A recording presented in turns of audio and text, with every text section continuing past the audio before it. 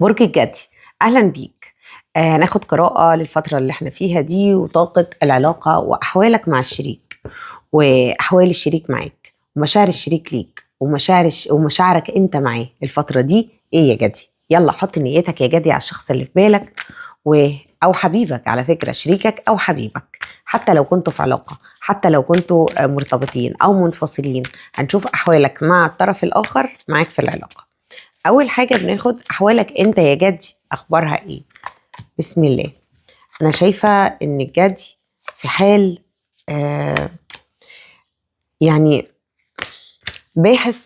باحث ذاتيا داخليا عن الامان، وعن تحقيق امنيه كبيره عايز يحققها في العلاقه، وعن الاستقرار والسعاده هو عايز يوصل لده.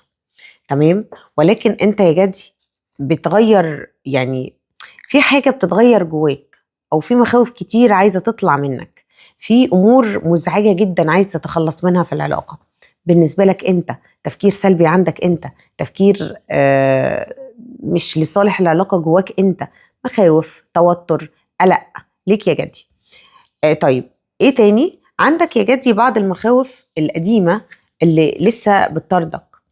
انت وصلت لمراحل كبيرة جدا في الخوف ده، أثر عليك قوي، خلاك بتفقد الثقة في العلاقة، وبتفقد الثقة في ذاتك، وبتفقد الثقة في الشريك.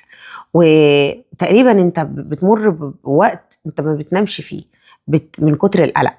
بتصحى بدري، بتصحى في اوقات غير منطقية، الام في جسمك، صداع، توتر دايم، يعني مش حاسس بامان خالص.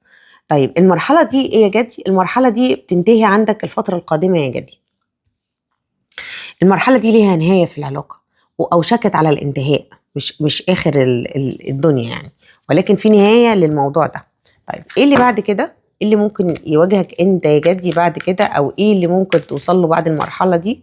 خلينا نشوف إن في حالة توازن ما بينك وما بين الشريك، توازن نفسي عندك أنت. طيب وحب كمان، او تصالح.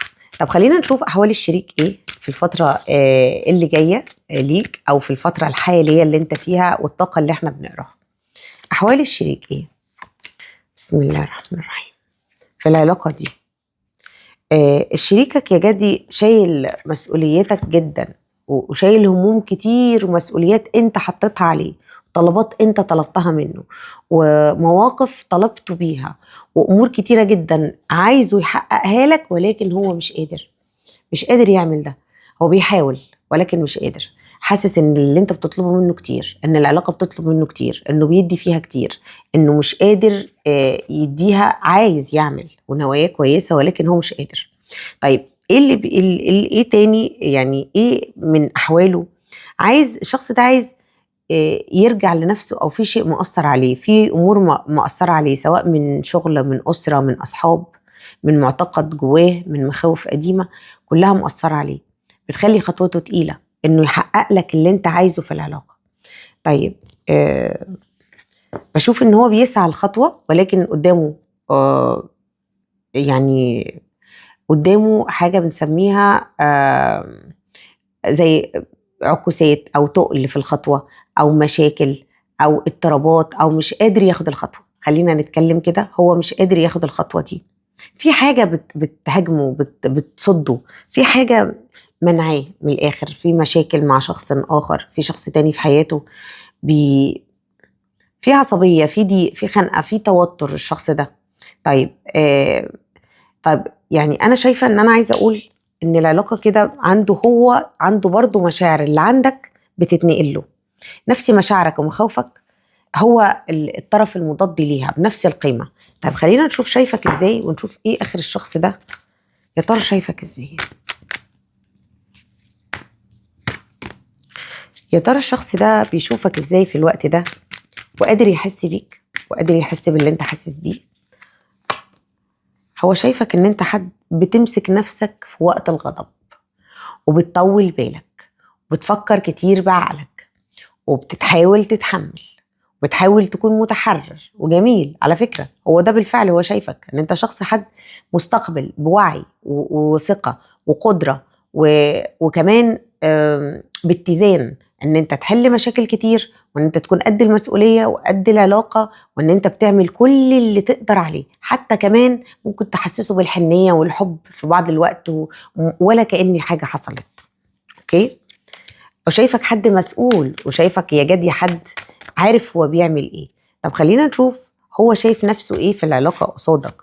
هو شايف نفسه طول الوقت ان هو حاجة دايما بيدافع عن نفسه، دايما بيحط خط الدفاع لنفسه، دايما بيدافع عن كرامته، عن حياته، عن قدرته، عن خطوته. عارفين اللي هو انا انا هحافظ على نفسي من العلاقة. هو خايف، مش عارفة خايف ليه، ولكن هو شايف ان هو حبك ليه اكتر من حبه هو ليك. بصراحة هو شايف حبك ليه ان انت بتحبه قوي وبتستحمله اكتر بكتير من مسؤوليته تجاه العلاقة، واكتر بكتير من حبه اتجاه العلاقة. طيب الشخص ده متدمر نفسيا، وعنده ازمات نفسية كبيرة، وعنده الام كتيرة من علاقات سابقة، او من حياة، او من اسرة، او محتاج تعديل يعني. خلينا نشوف كمان رسالة من قلبه ليك يا جدي. عايز يقولك ايه الشخص ده؟ كلام مش عارف يبوحلك بيه. الشخص ده عايز يقولك أنا عايزة أتعرف عليك أكتر من كده، وعايزة أشيل المخاوف اللي في قلبي ناحيتك، وعايزة أسيب نفسي من غير خوف، ولكن أنا مقيد وحاسس اتجاهك طول الوقت إن أنت خايف مني، قلقان مني، في تضارب في المشاعر. طيب طب اظهر لي حبك أكتر، وحسسني بحبك أكتر، واديني أكتر. أنا عايزة أطمن أكتر، عايز منك تديني أكتر. أنت فعلا توأم روحي، وانت الشخص اللي انا كنت بدعي ربنا انه يظهر في حياتي، بس انا جوايا لسه مش مطمن للعلاقة، ومش قادر اكمل العلاقة زي ما هي، وفي حاجات فيك كتير انا مش قادر استحملها، او مش قادر اتعامل معاها. ولكن انت توأم روحي، وانت الشخص اللي انا اتمناه، بالرغم ان انا مش عارف اديلك كل حاجة. سامحني، بعتذر لك اعتذار من جوه قوي. خلينا نقول ان قراءة الجدي خلصت، ولو محتاج تواصل اكتر، او لو محتاج تفاصيل اكتر عن شريكك، عن مشاعره ليك بشكل اوضح، عن ايه مشاكل شريكك، او ايه شكل العلاقة ما بينك وما بينه الفترة اللي جاية، او الفترة اللي احنا فيها، تواصل معانا على الرقم اللي موجود على القناة، علشان تحجز مع فريق العمل ونعمل لك قراءة خاصة، أو كشف طاقي عن العلاقة، أو استشارة نفسية. شكرا ليك وسلام.